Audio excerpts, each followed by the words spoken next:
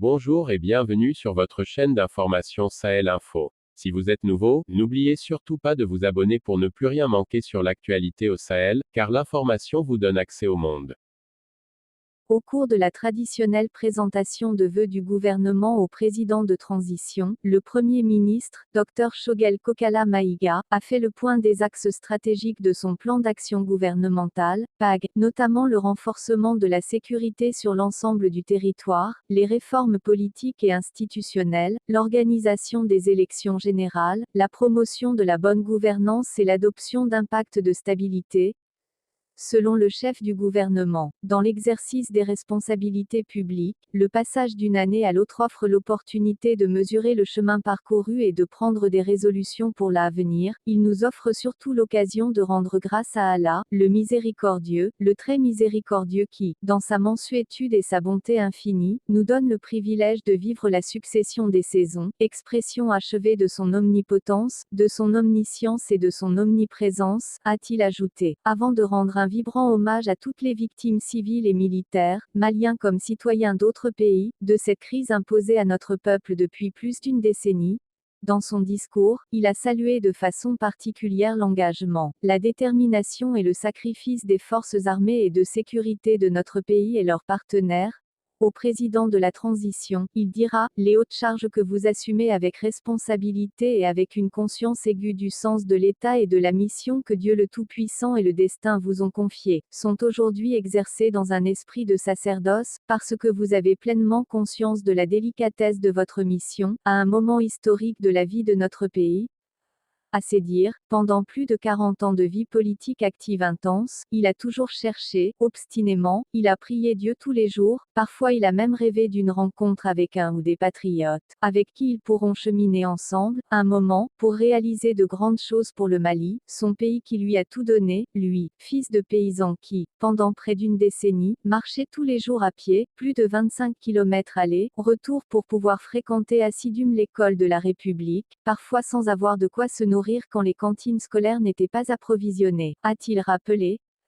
À le croire, ce rêve de plus de 40 ans s'est réalisé en grande partie le 7 juin 2021, lorsque le colonel Assimi Goïta l'a gratifié de sa confiance en le nommant Premier ministre, chef du gouvernement, sur proposition du comité stratégique du M5-RFP. Ce jour-là, en sortant de votre bureau, je sentais tout le poids de la charge que vous venez de poser sur mes frêles épaules.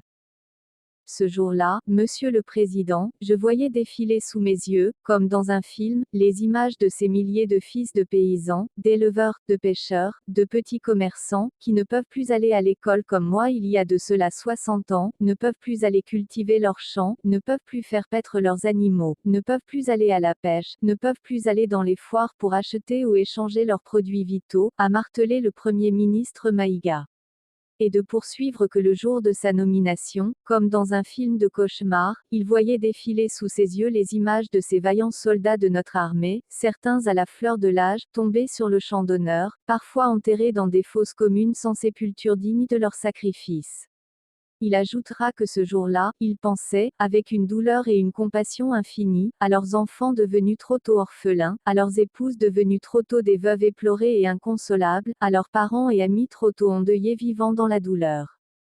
Aussi, il voyait défiler sous ses yeux les images de ces milliers de Maliens, de l'intérieur et de la diaspora, qui ont battu le pavé, des mois durant en 2020, bravant le soleil, la pluie, les agressions verbales et physiques et, pour certains d'entre eux, allant jusqu'au sacrifice ultime en donnant leur vie, pour que naisse un nouveau Mali, le Mali Koura de nos rêves.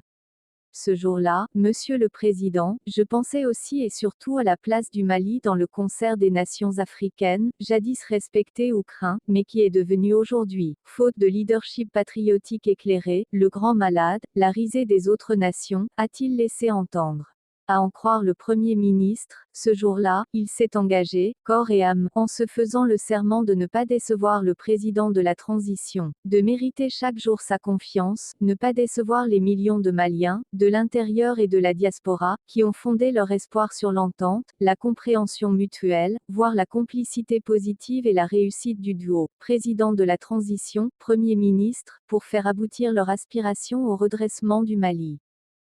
Pour l'orateur, l'équipe gouvernementale qu'il a formée immédiatement sous l'autorité du colonel Assimi Goïta s'est depuis engagée dans une véritable course contre la montre, pour faire face aux multiples et variables défis et difficultés qui assaillent notre peuple, meurtri par plusieurs années de violence, de souffrance et d'humiliation de toute nature. Il a saisi l'occasion pour remercier chacune et chacun des membres du gouvernement, pour le respect et la considération dont ils font montre, toutes et tous, à son endroit, tous les jours et en tous les instants.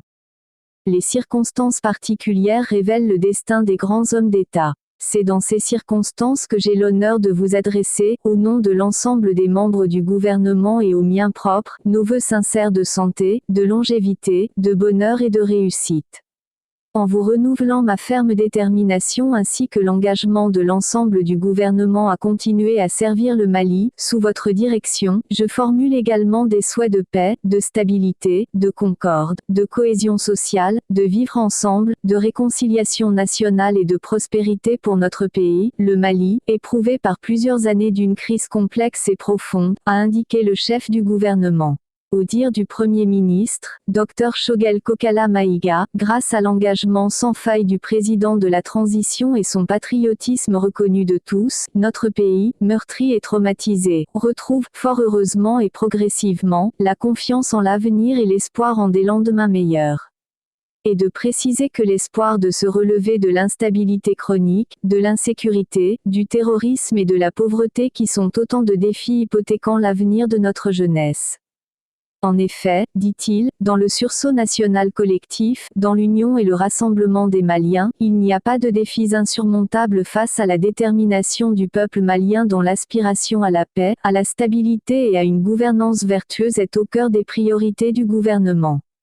À l'entendre, l'année 2021 a été difficile, marquée par le prolongement des effets néfastes de la crise multidimensionnelle qui affecte notre pays depuis 2012, même si cette date n'est, finalement, que le déclencheur d'un malaise plus profond et d'un déficit de gouvernance remontant à plus loin.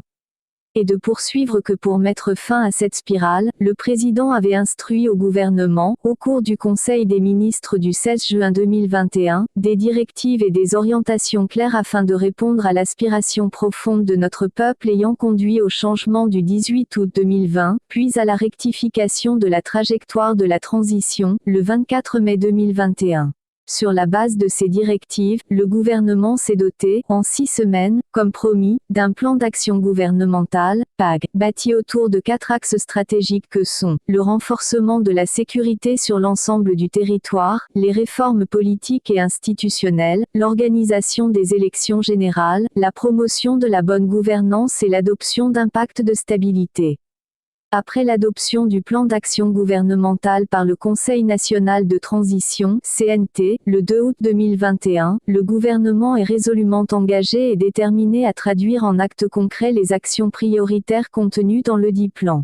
Et pour exercer ses fonctions régaliennes en termes de sécurité, d'administration du territoire et de distribution de la justice, a-t-il indiqué. Il poursuivra que l'aube de l'année nouvelle a vu le vaste chantier de refondation de notre État entrer dans une phase irréversible, suite à la tenue réussie des Assises nationales de la refondation de l'État. Et d'ajouter que ces assises ont permis d'avoir une compréhension commune des enjeux et des défis à travers des consultations les plus larges possibles, allant du niveau local, régional, national et au sein de la diaspora. Selon lui, elles ont permis de faire le diagnostic des maux qui minent la bonne marche de l'État, de faire émerger des solutions endogènes et des pistes de réforme pour le redressement de notre pays. Et de préciser que les Assises nationales de la refondation ont formulé des recommandations dont la mise en œuvre permettra de renforcer, sans nul doute, la position de notre pays dans son voisinage immédiat et en Afrique, de restaurer les valeurs sociétales en voie d'effritement, de restaurer les fondements de notre armée et de l'école en tant que colonne vertébrale et cerveau de la nation et d'envisager, dans les meilleures conditions, la tenue des élections générales pour doter le Mali d'institutions fortes, légitimes et stables. Ce grand moment de rassemblement a fortement insisté sur la refondation de l'État sur des bases nouvelles qui seront les garantes de sa stabilité politique et institutionnelle durable et de sa transformation économique et sociale.